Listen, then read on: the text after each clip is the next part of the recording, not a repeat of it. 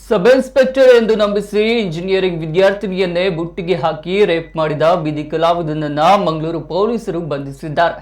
ರಾಯಚೂರು ಮೂಲದ ಯಮನೂರ ಬಂಧಿತ ಆರೋಪಿಗೆ 2 ವಾರಗಳ ನ್ಯಾಯಾಂಗ ಬಂಧನ ವಿಧಿಸಲಾಗಿದೆ.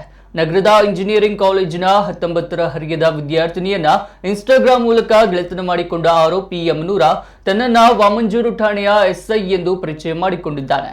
ವಿದ್ಯಾರ್ಥಿನಿಯ ಮನೆಯವರಿಗೆ ಕೆಲಸ ಕೊಡಿಸುವುದಾಗಿ ಹೇಳಿದ್ದಲ್ಲದೆ ಲಾಡ್ಜ್ಗೆ ಕರೆದೊಯ್ದು ವಿದ್ಯಾರ್ಥಿನಿಯನ್ನ ಅತ್ಯಾಚಾರಗೈದು ಆಕೆಯೊಂದಿಗಿರುವ ಫೋಟೋಗಳನ್ನ ಇತರರಿಗೆ ಹಂಚಿ ಆ ಫೋಟೋಗಳನ್ನ ಅಳಿಸಿ ಹಾಕಬೇಕಿದ್ರೆ 1.5 ಲಕ್ಷ ರೂಪಾಯಿ ಹಣದ ಬೇಡಿಕೆ ಮುಂದಿಟ್ಟ ಈ ಖದೀಮ ಇದೀಗ ಈ ಕಿರಾತಕ ಬೀದಿ ನಾಟಕ ಕಲಾವಿದನನ್ನ ಮಂಗಳೂರು ಮಹಿಳಾ ಠಾಣೆಯ ಪೊಲೀಸರು ಬಂಧಿಸಿ ಜೈಲಿಗಟ್ಟಿದ್ದಾರೆ. 2023ರ ಮೇ ತಿಂಗಳಲ್ಲಿ ನಗರದ ಕದ್ರಿ ದೇವಸ್ಥಾನದಲ್ಲಿ ಭೇಟಿ ಮಾಡಿ ಬಳಿಕ ತಣ್ಣೀರ್ಬಾವಿಯ ಬೀಚ್ಗೆ ಕರೆದೊಯ್ದು ಫೋಟೋ ತೆಗೆದುಕೊಂಡು ಬಳಿಕ ಅದನ್ನ ವೈರಲ್ ಮಾಡುವುದಾಗಿ ಬೆದರಿಸಿದ್ದ ಎಂದು ಆರೋಪಿಸಲಾಗಿದೆ.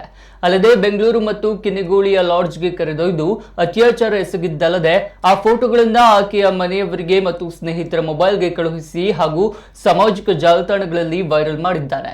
ಈ ಬಗ್ಗೆ ವಿದ್ಯಾರ್ಥಿನಿಯು ಮಂಗಳೂರು ಪೊಲೀಸರಿಗೆ ದೂರು ನೀಡಿದ್ದು ಆರೋಪಿ ಪೊಲೀಸ್ ಸಮವಸ್ತ್ರ ಬಳಸಿಕೊಂಡಿದ್ದ ಎಂದು ಪೊಲೀಸರು ಮಾಹಿತಿ ನೀಡಿದ್ದಾರೆ.